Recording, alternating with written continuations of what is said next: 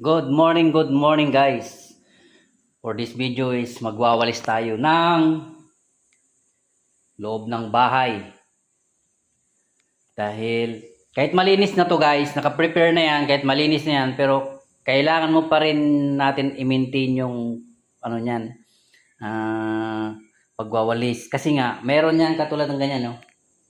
Yung mga ipot ng mga butiki, lintik na butiki na yan.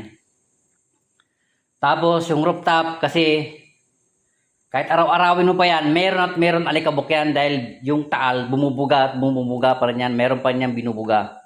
Kasi hindi natigil kasi tingnan yung taal, wala pa rin tumubong mga kahoy. As in parang disyerto pa rin siya. Tapos nalinis ko na yung swimming pool, na-vacuum ko na yan. Yan, na-vacuum ko na yan. So kailangan lang paikutin katulad ng isa. Kailangan natin paikutin para ma-filter yung filter yung chlorine na or yung pumuting lumot.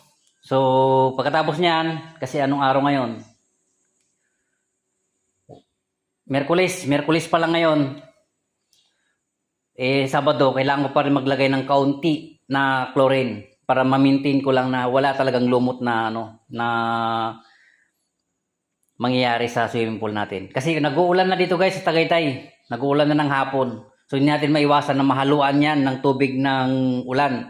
Kaya yung tubig na ulan na yon, yun naman ang magkakaroon ng lumot sa swimming pool. Kasi wala siyang chlorine eh. So yun lang guys. Good morning. Bye-bye. Peace out. Mamaya, pagkatapos ko dito, pipintura ko dun sa sa pader, sa baba. Although hindi pa tapos yan, pero doon muna para maganda tingnan yung pader sa labas. Bye-bye. Peace out. Good morning. Bye-bye.